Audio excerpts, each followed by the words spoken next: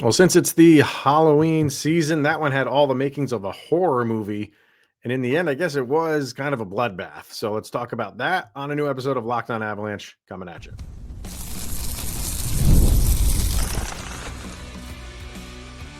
Your Locked On Avalanche, your daily podcast on the Colorado Avalanche.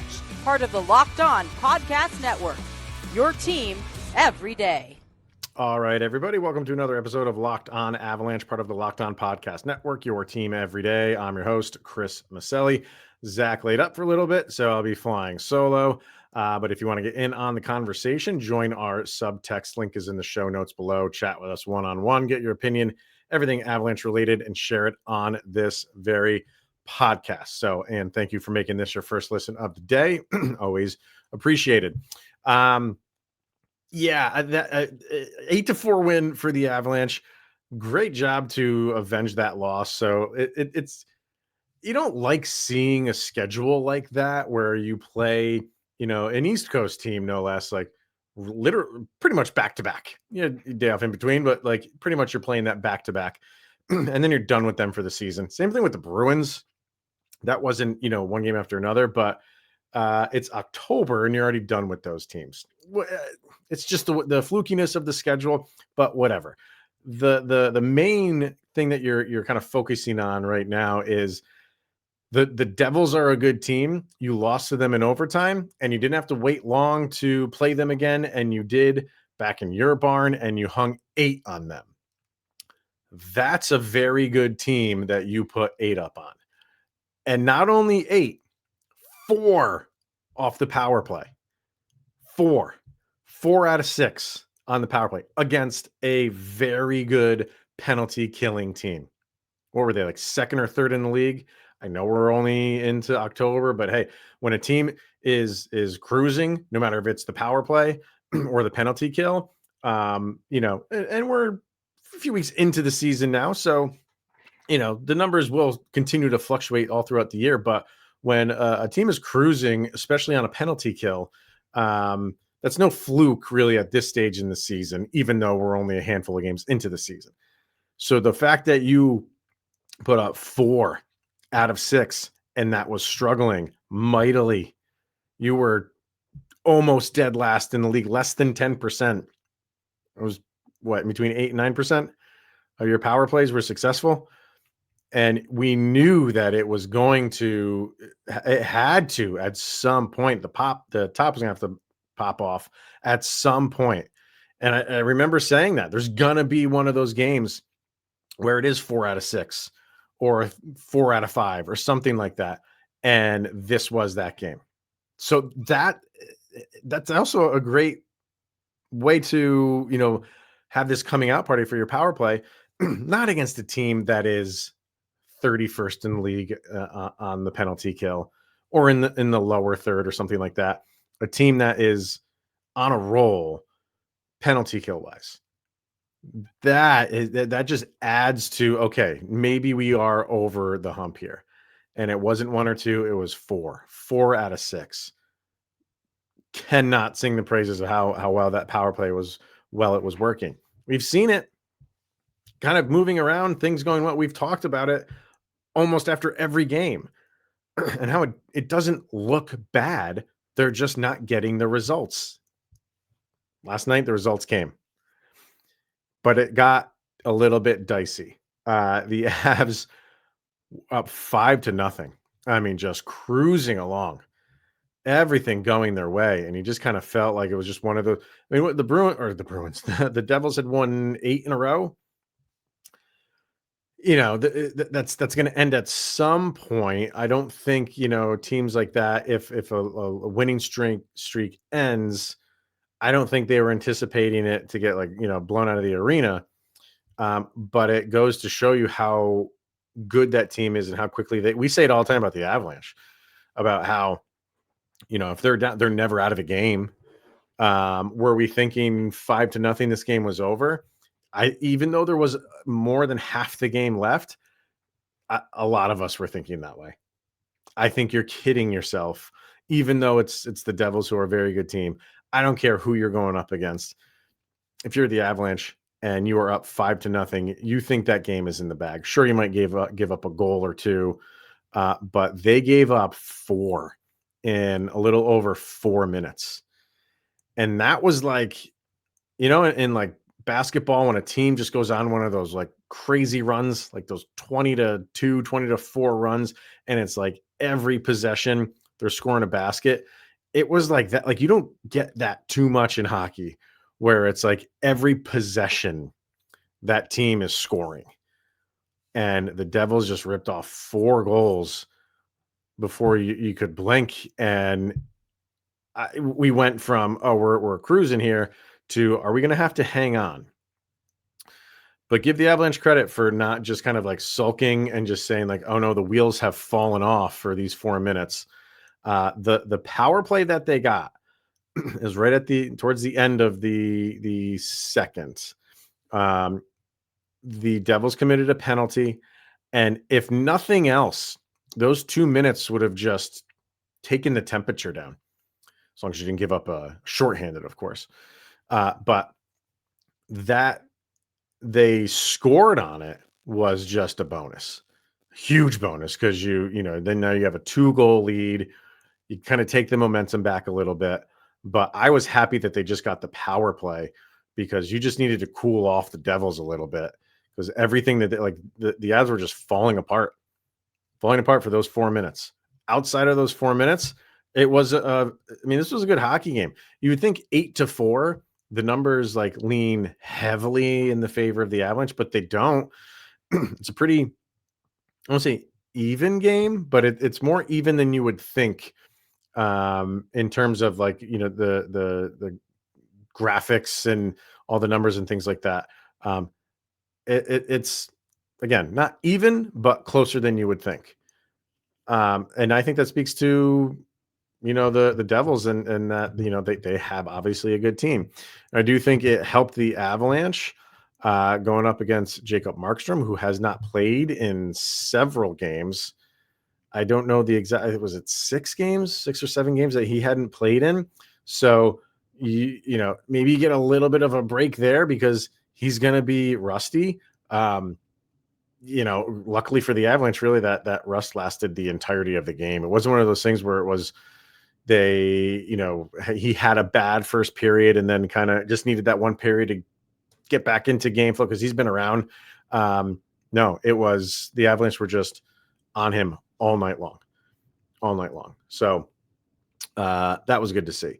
You did have some movement on the lines again. You had Gabe Landeskog going down to the third line again. Ross Colton this time comes up to the second line. And how that played a role here with Victor Olofsson. We'll get to him in a minute, but because Oloffson was the one who came up to the second line in the last game against the Devils, while Landeskog stayed on the third line.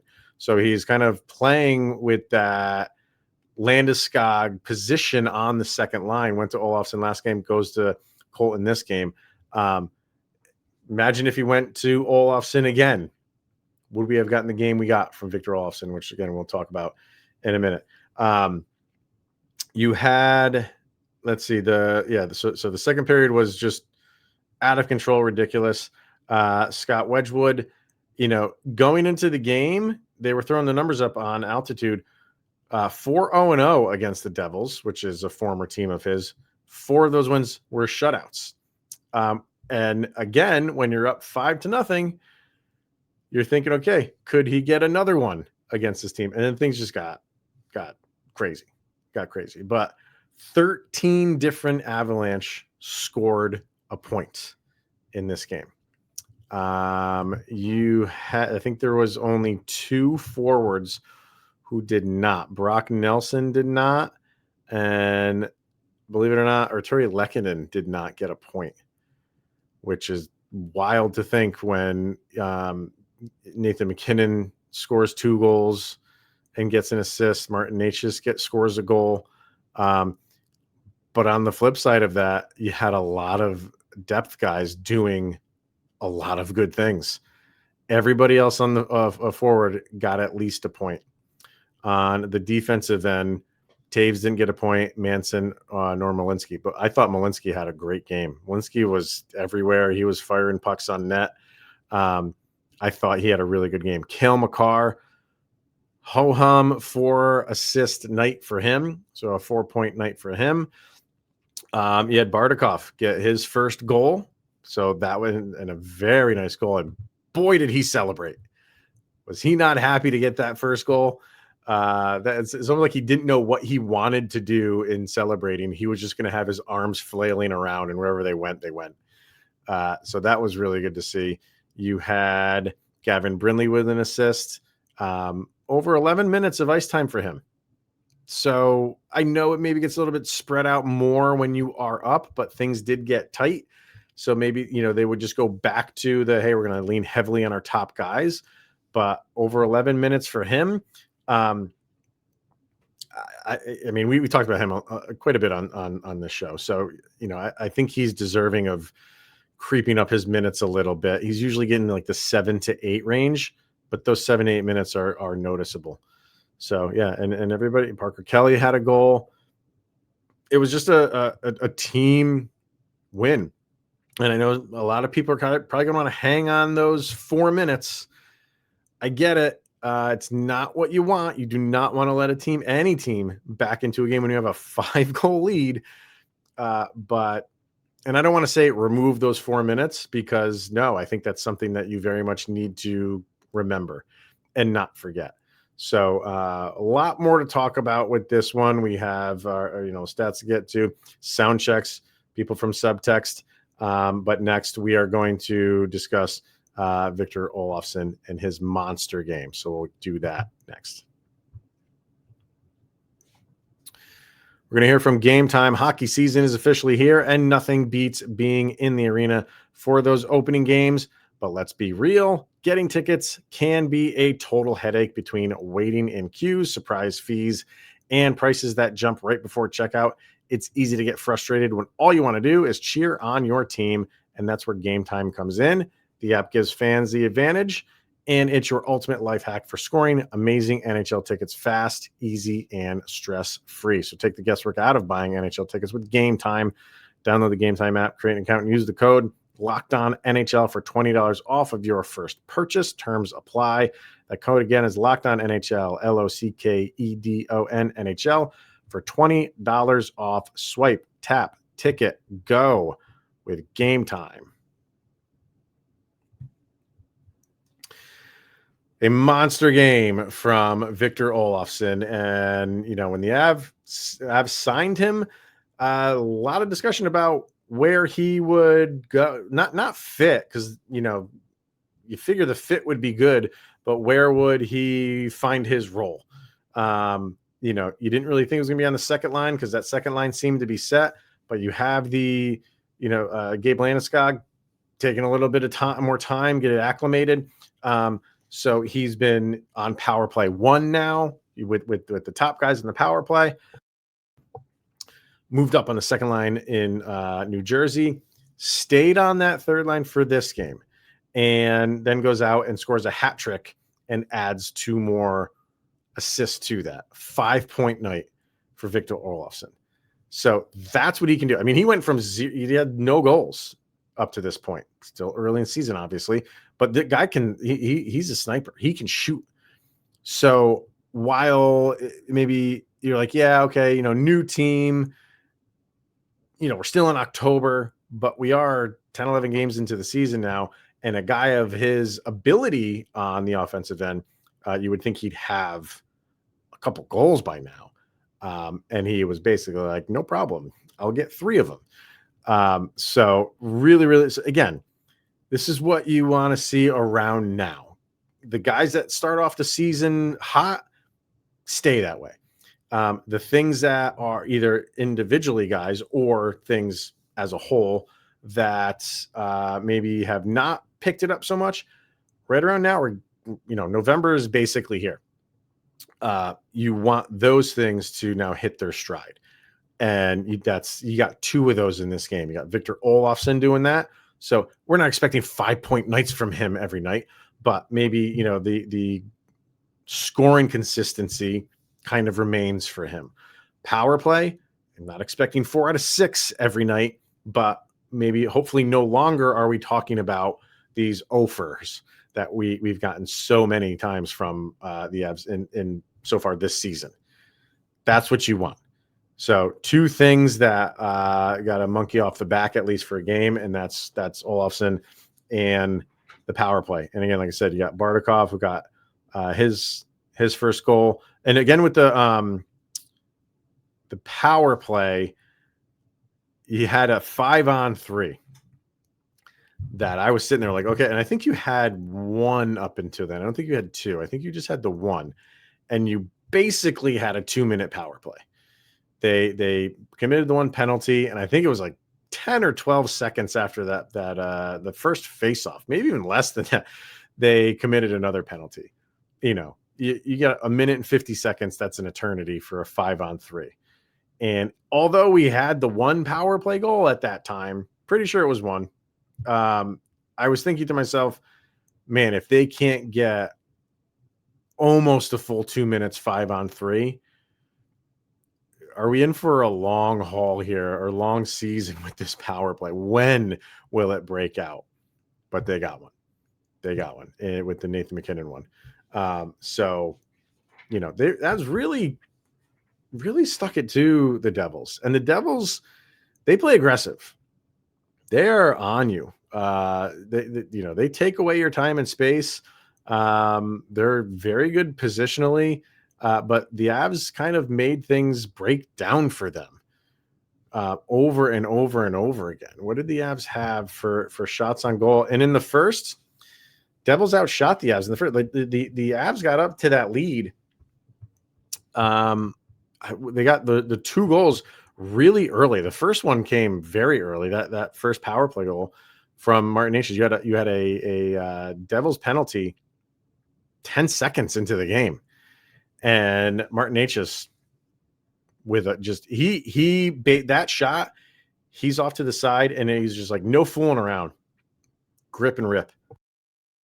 And that was just an absolute howitzer from the left side.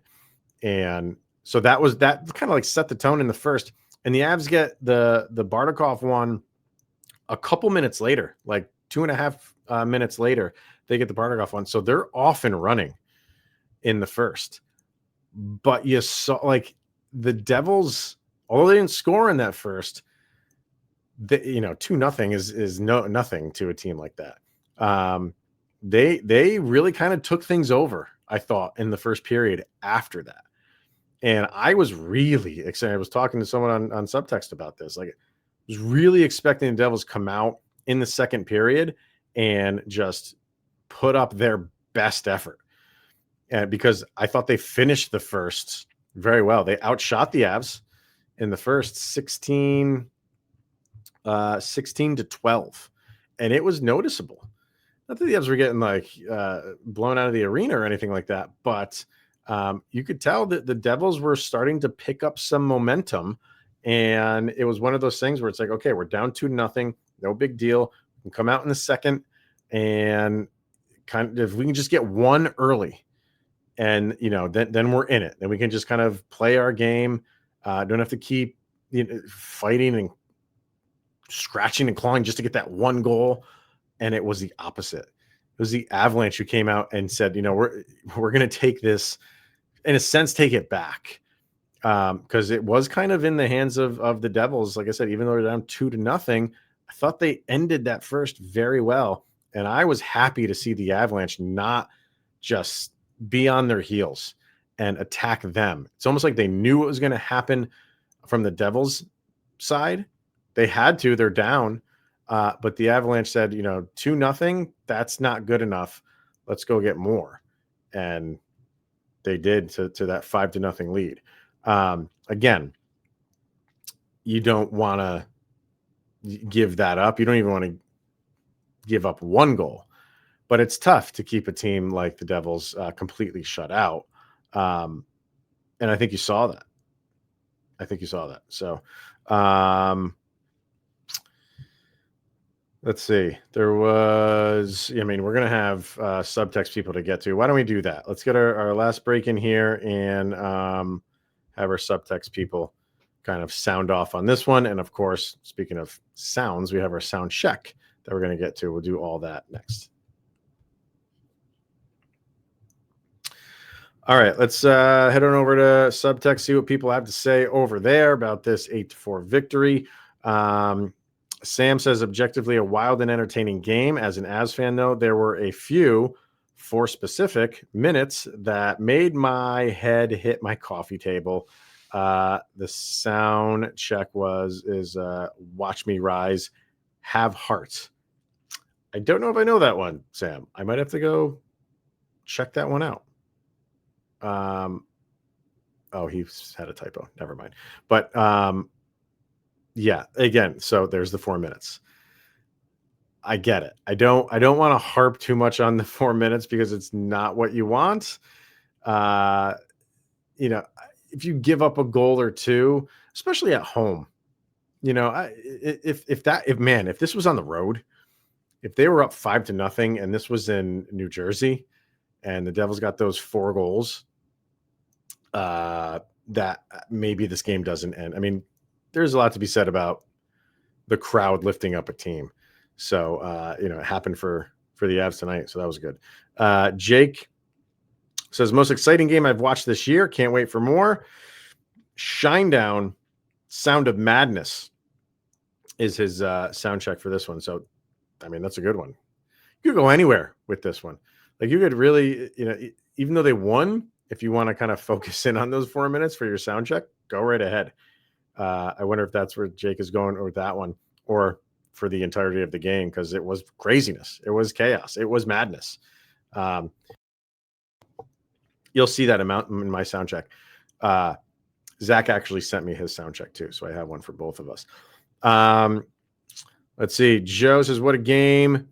No notes on that one, really. Love to see the power play take off just like that, especially given Jersey's prowess on the penalty kill. Definitely an edge of your seat chaos experience, and I love those games. I'm feeling Regulate by Warren G and Nate Dogg mount up. Sure. I think you can use that song for several games throughout a season. This was kind of like a galvanizing one. I think this team walks away from this one seeing like that's what we can do. And I think it holds a lot of weight that you did it against a very good team and a team that was cruising, a team that was on a roll. 8-game winning streak. So I think you walk away from this game feeling overall great. You want to correct the little lapse there. But overall, you know, to hang 8 up on any team in this league, I don't care if you're going up against who's the worst. Calgary. Isn't Calgary the worst team in the league right now? I don't care if you're going up against Calgary. You put 8 points or goals up on any team, it's a big deal. You do it against, a team like the Devils, who going into the game, I believe, are still number 1 overall in points. Even if they were surpassed on the day off, doesn't matter. Still towards the top. It's good. It's what you want to get. That this hopefully gets the team going into the consistency department. Not the Judge Napolitano says game was crazy. Turnovers weren't the biggest problem, but it really felt like the Avs took their foot off the gas after going up 5. Power play looked tight tonight. Few crisp passes and a quick shot attempt. Retrieve the puck. Repeat. Sound check. The Hives. Tick, tick, boom. Fantastic song. Swedish band for the Swedes' first hat trick. Great comparison there, Napolitano. Fantastic song. Yeah. What did he say that I was going to comment on? That they took the foot off the gas. I don't. I guess they did to an extent, but like I said before, how the Devils were playing in the first, even when they got down, I would think the Avalanche would be like, shouldn't be happy with that first period. You're up 2-0, but let's not take our foot off the gas because they kind of outplayed us in the first period. So they're not going to give it up. And, if you want to take your foot off the gas, you're up 5-0 with like 10 minutes left in the third.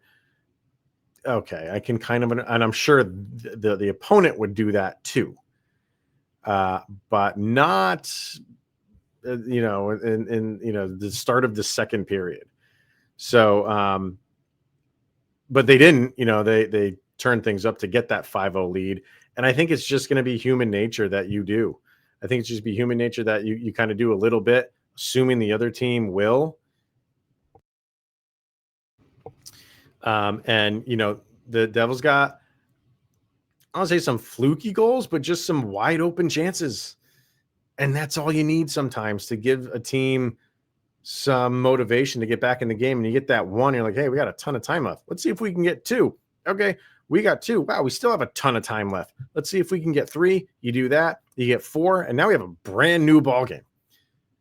So yeah, I think if you're taking the foot off the gas at 5-0, no matter when you're doing it, as soon as they get that first one, because goals in hockey galvanize the team. They get the teams play off that goal, even if they're down 5-0, as long as that goal doesn't happen with like 3 minutes left in the game. But when they got that first goal, there's still a lot of game left. And although it's very difficult to come back from any 5-0 lead in this sport, like I said, you just get that one. Hey, let's see if we can get another one quickly. And you do. You saw what happens. It's just a waterfall, and the Avalanche just could not turn it off. So thankfully, they got that power play to just kind of cool everything down, and then they get the goal, and that's how momentum shifts in sports. You score. You stop the bleeding, and you score, and that's what the Avalanche did. So what else we got here? Heather says, leave it to the Avs to get the most goals on the Frozen Frenzy night. Is it officially over as I'm recording this? I don't know, but I mean, it's going to be tough to pass 8. 4 power play goals in a single game. It took 10 games to get 4 power play goals before this. Glad the 5-on-3 finally scored as well. Proud of this team and the new additions going into the season. Sound check. Do you want to build a snowman from the Frozen soundtrack? Very well played, Heather, for the 8 goals. Very well played. Christina says, that was way closer than it needed to be. Other than that second period lapse, the Avs dominated the game. Holy power play. Glad they came out with the win. Shout out to Oloffson on his first in an Avs sweater and his first career hat trick. Even though he's just a backup, great to see Blackwood out on the ice. Yeah, so he was the backup in this game. And you wonder if he's healthy, why is he the backup? Because, I mean, after 4 goals, were you thinking, okay, is he going to get pulled here? And then send Blackwood in? I mean, if Blackwood is a backup, your backup needs to be healthy enough to play, clearly. So if he's healthy enough to back up, why didn't he start? Could have been because of those numbers that I was talking about at the beginning of the episode, where he hadn't lost to his former team. His goal save percentage against them was like approaching 940. So maybe that was just a numbers thing as to why he was backing up, but he was on the bench and he was warming up. And, so you would think, I think they have 2 days off. I think their next game is Halloween against Vegas. Yeah, against Vegas. So maybe he plays that night. You would think that he probably would. So yes, right, Christina, that he's back right around the corner. Nice to see him at least back in uniform. Kay says, this was a more fun game to be at. The second period aside, quite the performance. I don't remember if Kay was at another game or they lost. You have to kind of refresh my memory on that one, Kay. So Richard says, amazing performance by the Avs. This is what we expect. Second period was sketchy with the turnovers, but amazing game. Let's see. Brandon says, couldn't watch or listen to the game, but I was, it's because Zach is under the weather. So Zach is okay. Zach is okay. Thank you, Brandon, for reaching out. And Adam says, so he's throwing out a sound check to one of his cousins. He says one of his cousins passed away. So in honor of his cousins, he's going with Ozzy Osbourne for a sound check. Crazy Train. Apologies and thoughts for the cousin who passed away. I hope everybody's doing okay. But yeah, an Ozzy song for a family member who passed away in honor of them, in honor of this game. I think that's fitting. So let's see. I got Zach's here. Zach went with Godsmack's Awake because of the power play. I have no problem with that. I don't see how you can, if you want to focus in on the power play, so many like things that you can focus in on for a sound check in this game. If you want to focus on the 4 minutes, fine. If you want to focus on the 8 goals and you want to build a snowman, that's fine. Focus on Oloffson, can do that. And, with Zach doing the power play, Godsmack's Awake, I'm going to focus on really the entirety of the game because it was wild. It was bananas. It was bonkers. It was chaos. It was crazy, which is why I'm going. And this is also kind of in honor of former co-host Kyle Sullivan.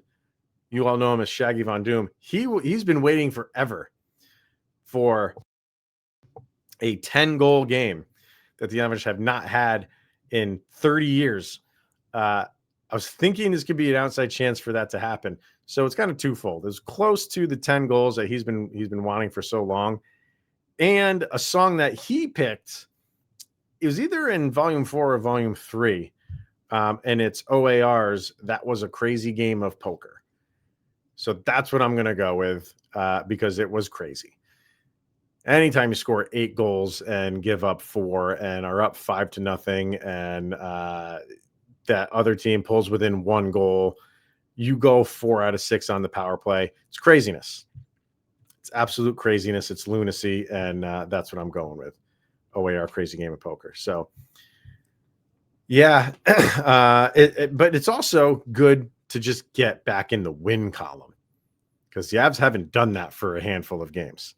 And none of these like 1 point going into overtime and 3-on-3 shootout losses, a kind of a stake your claim against a good team, 8 goals back in the win column. You have a lot of people looking at just the overall scores of all of these games because this was that frozen frenzy day and everybody's playing. And when people are just going through the scores just to see what they are, and you see an 8 pop up, and it's the Avalanche, and it's over the Devils, which a lot of people had.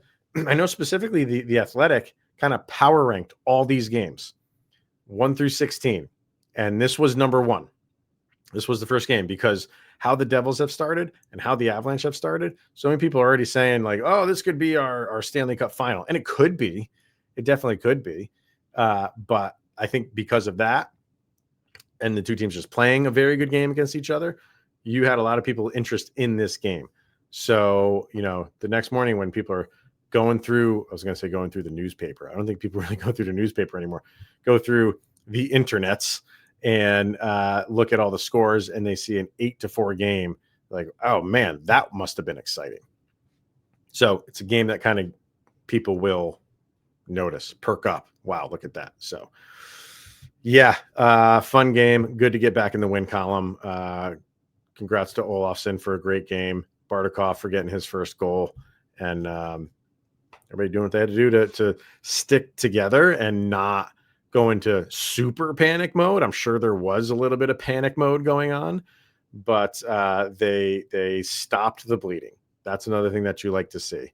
It took a little bit longer than you wanted it to stop the bleeding, but they did. And not only just got that 1 goal on that power play to have a 6-4 lead, tacked on a couple more, and a nice solid win for the Avs. Go do it again on Friday against the much hated Vegas Golden Knights. So that is on Halloween too, right? I just want to make sure that is on Halloween. Yes, it is in Vegas. Oh, afternoon game too. 2:00 Mountain Time. So there you go. All right, everyone. That is going to wrap it up for today. So thank you for tuning in and making this your first listen of the day. Always appreciated. We'll be back tomorrow. Anything going on in Avalanche Nation, we'll be talking about that then. So be sure to tune into that. But for this one, thank you for tuning into this and making it your first listen of the day. That's always appreciated. I'm Chris Maselli. This is the Locked On Avalanche podcast. We'll see you guys tomorrow, where, of course, you will have made it through another 24 hours where Sidney Crosby's that much closer to being with the Colorado Avalanche.